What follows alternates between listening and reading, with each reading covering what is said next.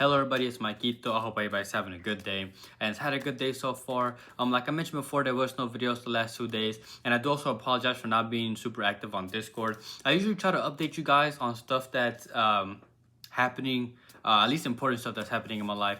And so with that being said, I'm making a video right now. I'm not sure I'm gonna have a video the next couple days. So I've had some stuff going on.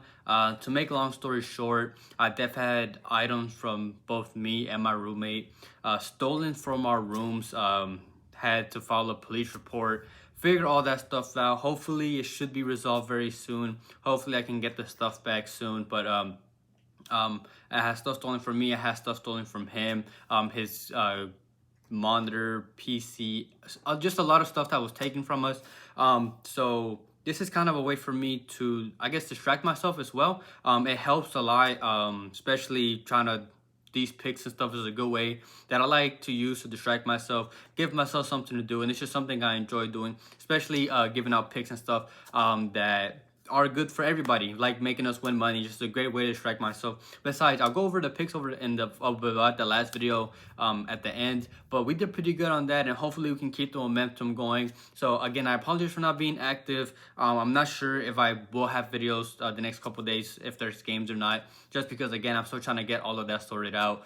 Just a lot that's been going on the last couple days. Trust me, it's a crazy story. It's just a lot to go through, but yeah, I'm just trying to give you guys the basis. But there is MLS games, there is Club World Cup games tomorrow. I have some plays, player prop plays, moneyline plays for you guys, and if I do have any added plays, which if I do, they would be in the pinned comment in this video. So check back either later tonight or tomorrow before the game starts. Lines might change, more lines in general might come out, and a team lineups might be different from what I anticipated to be. So if I do have any edit plays, which I'm not sure if I will, they would be in the pinned comment here. So keep an eye out for those if you're interested. But other than that, I'll just get straight into the plays.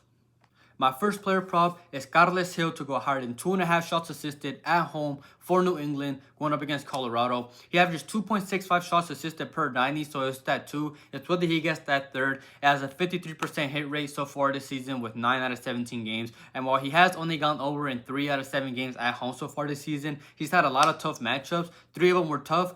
Cincinnati allowed the 10th least, Philly allowed the 3rd least, and Columbus allowed the 5th least. He did go under against San Jose, who allowed the 22nd least, or like the 9th most.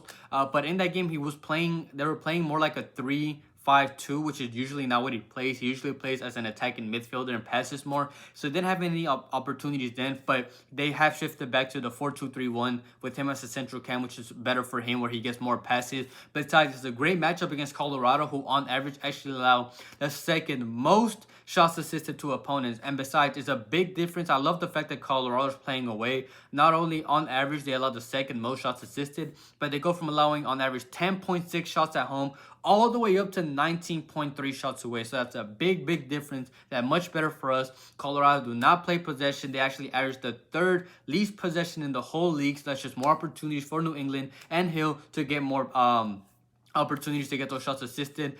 He takes set pieces. He likes taking through balls. He's a good dribbler, so it's hard to take the ball off of him. And it's a great matchup at home. I like the line. Carles Hill to go higher than 2.5 shots assisted. And then the next play, it's also shots assisted, and that's Amine Bassi to go higher than 1.5 at home for Houston, going up against St. Louis. Shots assisted is just essentially the player passing the ball to his teammate and the teammate taking a shot from that pass. That's all we need. He's averaged 1.9 shots assisted per 90 so far this season. He's a good passer. He's a player that's much more likely to pass the ball before he even decides to shoot. He'll take crosses. He does a lot of through balls. He's gone over in 5 out of 10 at home, but as you can see, the last 5 out of 6 he's done well. He's been picking up form. And if you see last season, he hit this play in 82% of games at home. 14 out of 16 starts that he had at home, he went over in this game. Again, his form has been picking up, and it's another perfect matchup for us. St. Louis actually, on average, allowed the most shots assisted to opponents. Last pick, Colorado allowed the 2nd most. St. Louis allowed the most. And again, just like Colorado, St. Louis go from allowing 13.9 shots at home all the way up to 18.6 away, which is another big difference, which just means more opportunities for Bassi to get those plays. Besides, he has good history against them. In 2 games against them last season, he went over in both games, one with 2, one with 7. So St. Louis is another team that don't play possession, which just means even more opportunities for Houston and Bassi to get those shots. And it's another good line, another good matchup at home. I like the play as well. I mean Bassi to go higher than 1.5 shots assisted. Before I get into the money line play, as always, I would really appreciate if everybody liked the video and commented as well. It's a good way to support the channel. It just takes a second and it helps boost the video out to more people. And if you're not subscribed, please subscribe. Turn on notifications so you're notified when these videos are out. That's when you get it notified out to the public. And I do also let people know in my Discord, which is completely free to join, not a premium. I don't believe in selling premiums and hiding any picks. All the picks that you see in this YouTube, it's all the picks that I have. I just don't believe in premiums just because I feel like this is something that pretty much everybody can do. It's just whether they put the effort into it. Everything you can find is available online for free. So the Discord is just for those that want to, I notify people there when the video is out to the public as well. And it's also a good community where people post their own plays, not just about soccer, WNBA, MLB, CSGO, tennis. People post everything there. So it's a good community. Everybody supports each other there. For the most part, there might be arguments here and there, but that's just how the way it goes. Link for that is in the description. You're more than welcome to join. And I do mention the public because the only form of premium that I have is my YouTube membership, which is linked in the description. Again, I don't hide any picks or anything like that. It's just for those that want to, one, support the channel just a little more, and you get the video and the picks out even earlier. So if you're not a member, those that are, already got this pick,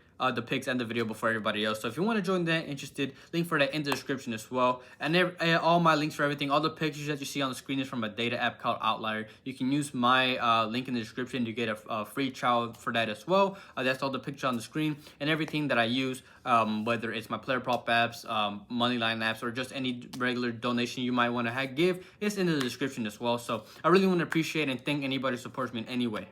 This is day 1 of the ladder challenge. I got this play for plus 100. I really want this ladder challenge to hit. That way I can use that money for the stuff from earlier in the video. But for plus 100, day 1, I like this play in the first play. Both of these, and it's in the Club World Cup. And the first one is Botafogo to score against Palmeiras in that game. We just need them to score. League-wise, points-wise, Palmeiras is actually above Botafogo in the table. But Botafogo has actually scored more goals. They've scored 14 goals compared to Palmeiras' 12. And they've actually conceded less.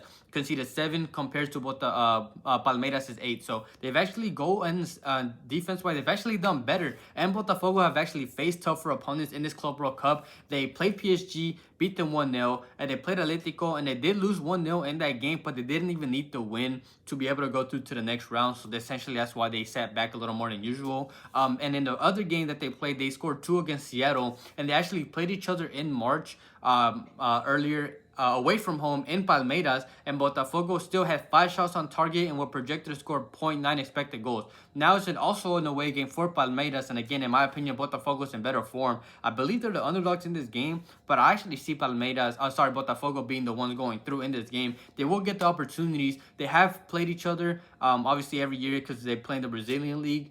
So they face each other quite often, and Botafogo has scored against Palmeiras in 7 straight games before this last one that was 0-0. Besides, Palmeiras gave Al-Ali 65% of the ball, and Porto were expected to score 0.78 goals in that game, and they weren't able to score. And obviously, in the most recent game, they conceded 2 goals to Miami. So Botafogo is a great team. They've been doing great. They will get the opportunities, and I expect them to score in this game. So I like Botafogo to score a goal in this game against Palmeiras. And the second one in the second game is 1.5. Higher than 1.5 total goals in the Benfica and Chelsea game. We just need 2 goals to be scored in this game. It could be 1-1. It could be 2-0 on either side. But this prop I said in all 3 games for Chelsea and 2 out of 3 for Benfica. First of all, Chelsea has been able to score in all 3 games, so they could get 2 goals on their own. They also conceded 3 goals to Flamengo in the second game, so they're also vulnerable to conceding goals if they're playing a good attack, and Benfica is a good attack. Benfica has also managed to score in all 3 games, but they also conceded 2 to Boca Juniors. And now they're playing Chelsea, who in my opinion has a better attack than Boca Juniors, so it can go any way. It could be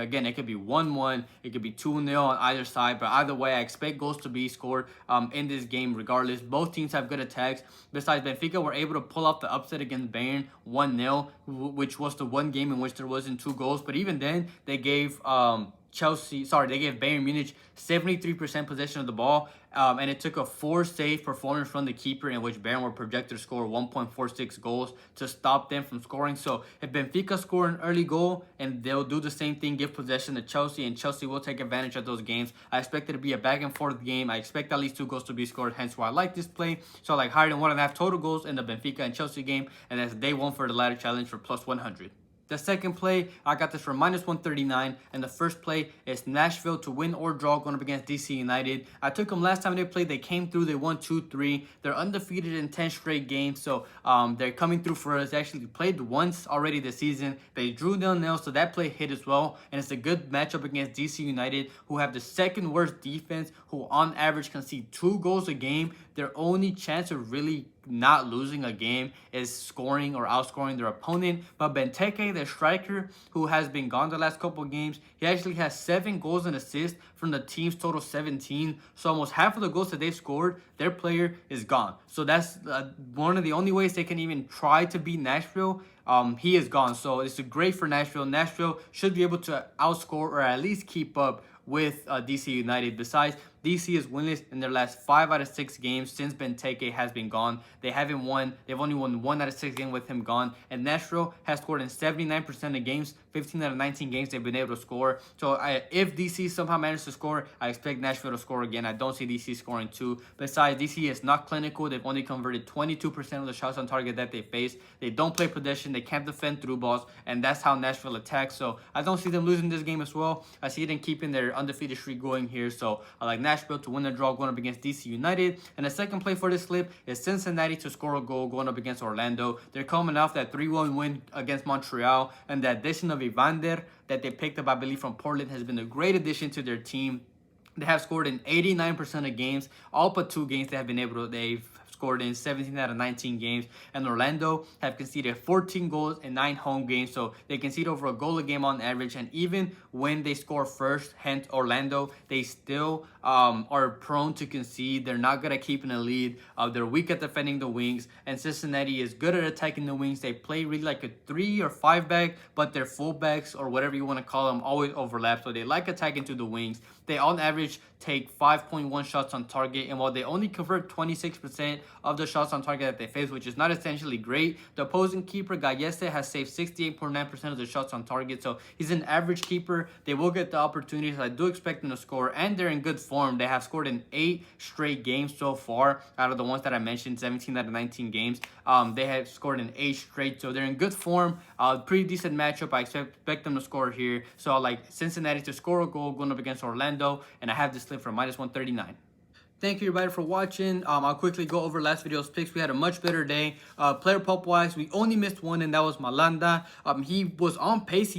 I had an added play. He needed to get 65 passes. He had 40 by halftime, but because they were up, they gave up possession, and he unfortunately missed. But all the other ones hit. I had Lautaro to go over on shots. He hit. I had Acosta to go over on shots. He hit. Musa to go over on shots, he hit, and then I had Ivasic to get at least 4 saves, but he pushed at 3, so it's still not losing, so we could take that. We had a great day there. And money line wise, we hit the Colorado and Galaxy to get a goal in the first half. We hit Orlando to not lose, so that slip hit, and then the other one unfortunately missed. Cincinnati came through. They didn't lose their game, I believe, and then I had Dortmund scoring 2, but I put up a screenshot. The other keeper had the game of his life. It took a performance like that to stop Dortmund from scoring 2. So the one time I take a team like that to score, the opposing keeper wants to have a performance like that. But it was still a good day regardless, and hopefully we can carry on the momentum going into today's slate. Like I mentioned, if I do have any added plays, they will be in the pinned comment. I delayed it tonight, but more than likely tomorrow when lines are out and stuff like that. So keep an eye out for those if you want that. But other than that, I hope everybody has a good night, a good day, and we can cash out tomorrow.